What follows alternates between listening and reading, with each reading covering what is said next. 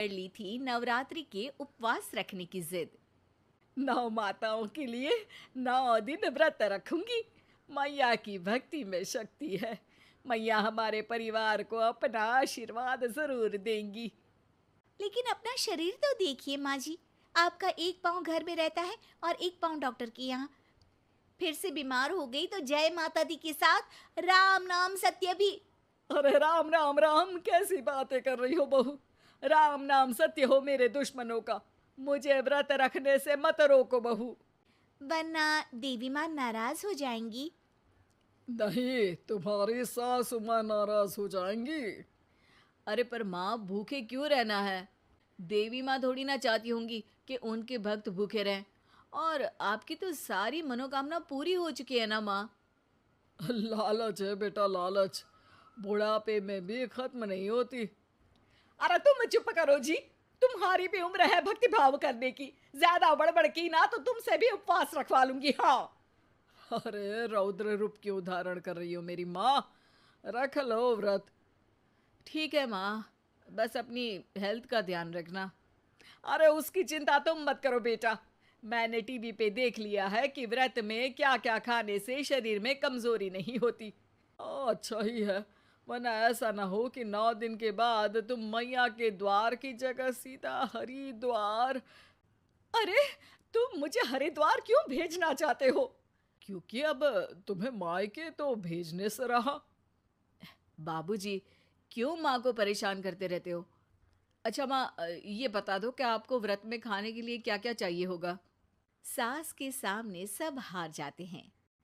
माँ के कहे सामान को बेटा लेकर आता है। नवरात्रि का पहला दिन है। नाश्ता कर लो, स्वस्थ रहो, मस्त रहो। मेरा व्रत से ध्यान भंग मत करो। अच्छा ठीक है ठीक है। भूख लगेगी तो मेरी तरफ मत देखना। आई बड़ी। तुम कोई खाना हो जो तुमको देखूंगी। आए बड़े। माँ जी, ये लीजिए आपका फरियाली मिक्सचर। इससे व्रत नहीं टूटेगा। अरे इतना सा? दिन भर भूखी रहने वाली हूँ, थोड़ा तो और ला दे। पर ये सब तो सपोर्ट के लिए होता है ना माँ जी, पेट भर के थोड़ी ना खाना होता है। करवा चौथ का व्रत नहीं रख रही हूँ जो कुछ ना खाऊं पीऊं। हाँ यार, ये तो मैंने सोचा ही नहीं। तुम इतने सारे व्रत रखती हो तो मेरे लिए करवा चौथ का व्रत क्यों नहीं रखती? अरे जुबान पे तुम्हारा नाम न रखूं, व्रत क्या खाक रखूंगी तुम्हारे लिए। माँ के कहने पर बहू और भी फरियाली ले आती है, जिसे खाकर माँ डकार मारती है। इतनी जोर से डकारोगी तो दुर्गा मैया भी डर जाएंगी। तुमने तो उनके शेर से भी तेज आवाज निकाल दी। अरे शेर के जैसा पंजाबी मारती हूं मैं, देखना चाहोगे? तुम्हें पता है ना, व्रत रखते समय हिंसा वाली बातों से, विचारों से और बुरी चीजों से दूर रहना चाहिए। सही कहा। बुरी चीजों से दूर रहना चाहिए। इसीलिए तो तुमसे दूर जा रही हूँ, दूसरे कमरे में। सास ने कई सारी ऐसी चीजें खाई जिनसे व्रत ना टूटे। बहू, सब्र का फल मीठा होता है। इसका मतलब ये थोड़ी है कि तू मुझे शाम तक फल नहीं खाने देगी। माँ जी, 1 घंटे पहले ही तो आपने इतना सारा। अरे एक खाता ही बना ले, उसमें लिखा करे कि मैंने कितना खाया, कितना पानी पिया। अरे नहीं नहीं माँ जी, मैं अभी फल लेकर आती हूँ। जोर से बोलो। नहीं माँ जी, मैं फल लेकर आती हूँ। अरे ये नहीं, जोर से बोलो, जय माता दी। सासू माँ एक साथ बहुत सारे फल खा लेती है। माँ जी, इतनी जोर से मैं डर गई।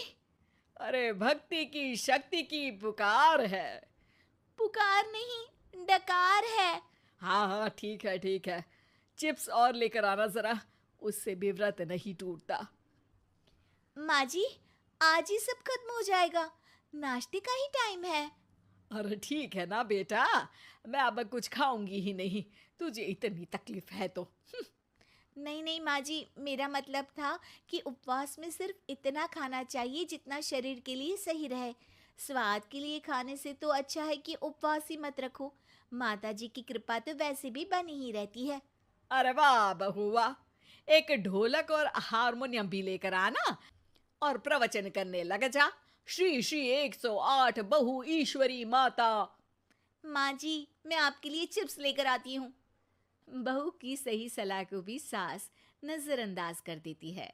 थोड़ी देर में बहू सास को चिप्स लाकर दे देती है। आलू की चिप्स, आहा मजा आ गया।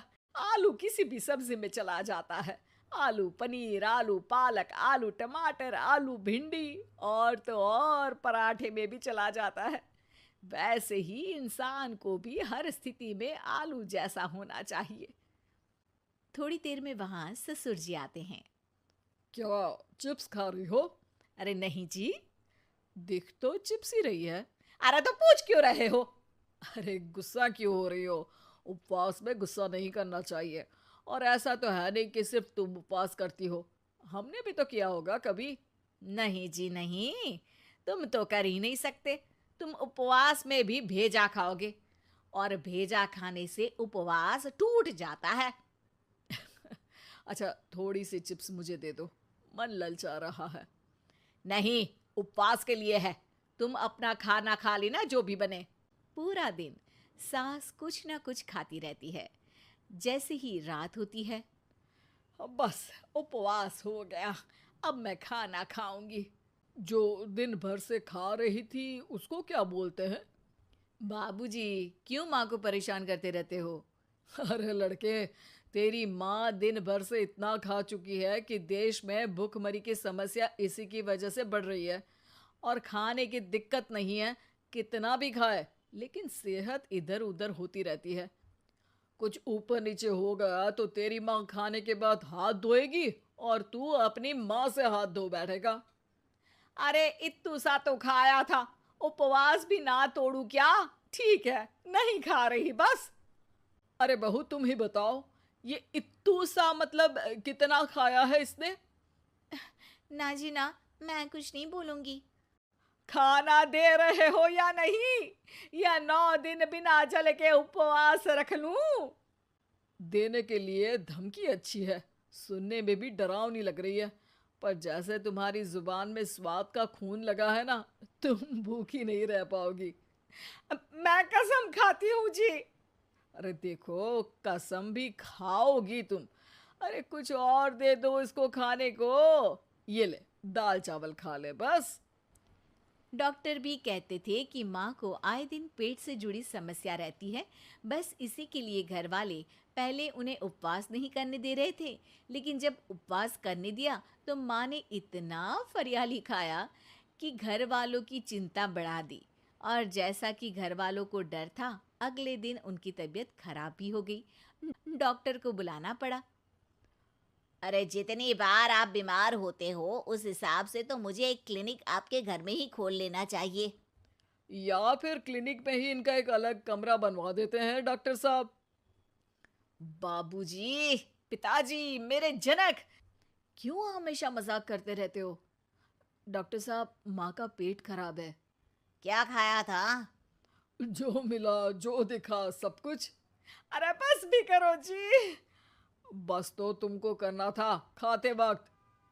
देखिए, खाना अच्छी बात है और उपवास भी आदमी को रखते रहना चाहिए, लेकिन तब जब शरीर लायक हो। पहले दिन ही बीमार हो गई तो 8 दिन कैसे होगा? आप व्रत मत रखो और खाने पीने पे ध्यान दो। मैं गोलियां दे रहा हूँ। आप भी कुछ खाने को ही दे रहे हो? हाँ, इससे जल्दी ठीक हो जाएंगी। समझ गई हैं आप? अब तो ठीक ही होना है ना मुझे। जोर से बोलो। जय माता दी। जय माता दी। जय माता दी।